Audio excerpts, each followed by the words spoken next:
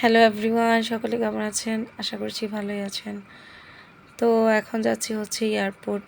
আর সকাল সকাল ছিল হচ্ছে আমাদের ফ্লাইট, 8:30টার দিকে ফ্লাইট ছিল। তো আমরা ঘর থেকে বের হয়ে গেলাম হচ্ছে 4টার দিকেই, একদম 3টার দিকে উঠেছিলাম। তো এই যে দেখতে দেখতে বোর্ডিং পাস নিয়ে নিলাম। আর বোর্ডিং পাসের জন্য দাঁড়িয়েছিলাম অনেকক্ষণ। দাঁড়িয়েছিলাম বলতে বসেছিলাম, কেননা আমরা এতটাই তাড়াতাড়ি এসছি যে তখন বোর্ডিং পাস যিনি করবে উনি আসেনি, এমনই হয়েছিল। তো এই যে আমাদের ইমিগ্রেশন হয়নি তখন, বোর্ডিং পাস নেওয়ার পরে এই যে বসে আছি। তো যেটা বলছিলাম, এখন যাচ্ছি হচ্ছে সিঙ্গাপুরের উদ্দেশ্যে দুইজনে। আর বাচ্চাদেরকে নিয়ে যাচ্ছি না, ওরা ঘরে আছে, কেননা একটু আমাদের জার্নি হয়ে যাবে, বেশি জার্নি হবে, ঘোরাঘুরি, তারপর হচ্ছে যে এক দেশ থেকে আরেক দেশে যাওয়া। তো আমরা 2 দেশে যাচ্ছি, একটা হচ্ছে সিঙ্গাপুর আর একটা হচ্ছে মালয়েশিয়া। ফার্স্টে সিঙ্গাপুর যাব, ওইখানে 2 দিন ঘোরার পর যাব হচ্ছে মালয়েশিয়া লাংখইতে।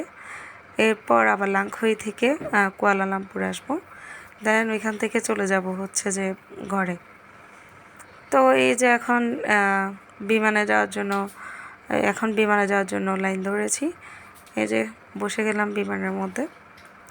তো আমরা একটা ট্যুর প্যাকেজে যাচ্ছি।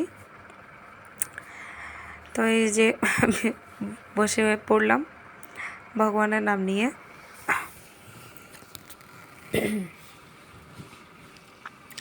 আর বাইরেও কিন্তু ইয়েস বাংলা দাঁড়িয়েছিল। আমরা যাচ্ছিলাম আরেকটা বিমানে, পাশে কিন্তু ইয়েস বাংলা দাঁড়িয়েছিল। আমরা যাচ্ছিলাম হচ্ছে বিমান বাংলাদেশে। তো এই যে এটা হচ্ছে যে একদম উপরে, যখন উপরে উঠে গিয়েছিল তারপর আমাদেরকে খেতে দিয়েছিল হচ্ছে একটা ড্রিঙ্কস, এটা আপেলের জুস। তো এটা খাচ্ছিলাম আর এত সুন্দর প্রকৃতির সৌন্দর্য উপভোগ করছিলাম।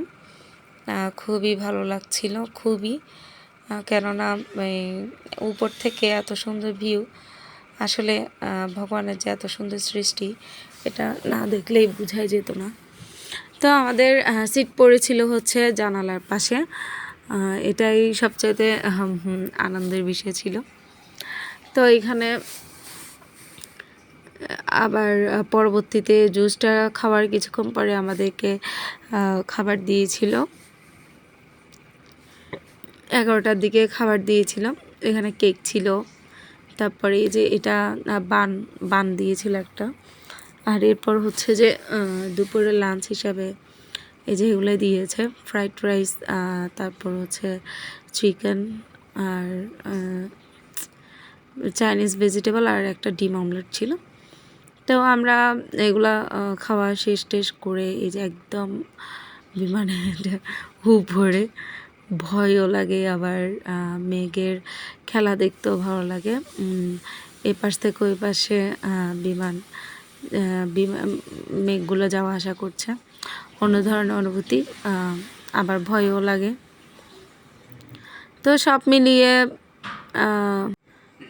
মিলিয়ে কিন্তু ভালোই লাগছিল। এই যে এত সুন্দর লাগছিল, মানে বিমান থেকে কি বলবো, অনেক সুন্দর লাগছিল।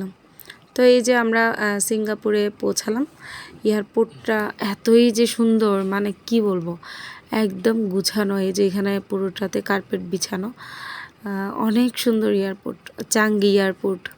তো যারা এসছেন তারা তো জানেন চাঙ্গি এয়ারপোর্টে DGL আছে, যেখানে সবাই ঘুরে। তো আমরা যাওয়ার সময় এখন ঘুরবো না, কেননা আমাদের তাড়াতাড়ি ড্রাইভার চলে এসেছিলো। তো আমরা ব্যাগ নিয়ে বের হয়ে যাব। আর যেদিন আমরা চলে যাব সিঙ্গাপুর থেকে, সেদিন আমরা ঘুরব। তো এই যে এখন নিচে নামছি, আর প্রকৃতি সৌন্দর্য যেন এইখানেই। এই যে মানে ওরা প্রকৃতিকে এত সুন্দর করে গুছিয়ে রেখেছে। প্রকৃতি গাছপালা তো এমনিতেই সুন্দর, তার মধ্যে ওরা যে এত সুন্দর করে গুছিয়ে রেখেছে, এটার জন্য আরও সুন্দর লাগছে। চারদিকে মানে সবুজের সমারোহ, একদম গুছানো পরিপাটি সুন্দর পরিষ্কার জায়গা। এই যে এখানে বাচ্চাদের জন্য খেলার অনেক প্লেস আছে। এইগুলো হচ্ছে যে দোকান, এখানে চাইলে কিছু কিনে খাওয়া যায়, যারা যারা খেতে চায় খাচ্ছে, যারা অনেক ফরেনার আছে তারা খায়। এখানে তো একটু দাম বেশি।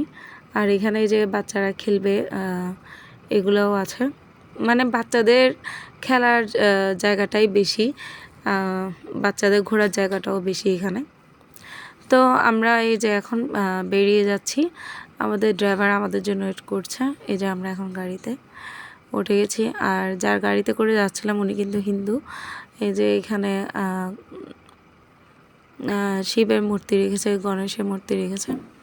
আর যাচ্ছিলাম আর দেখছিলাম হচ্ছে যে সব গাছ একদম পরিপাটিভাবে সাজানো, গাছপালা সব এত সুন্দর গাছ, এত প্রজাতির গাছ, যেগুলো আমাদের দেশে আছে কিনা আমি জানি না, তবে আমার চোখে পড়েনি। আর ওরা প্রতিটা জিনিস এতটা সুন্দর করে সাজিয়ে রেখেছে, মানে বলার বাহিরে। এই যে আস্তে আস্তে, যেহেতু সিঙ্গাপুরটা ছোট, তো আমরা এয়ারপোর্ট থেকে যেতে যেতে এই যে সবগুলো দেখছিলাম।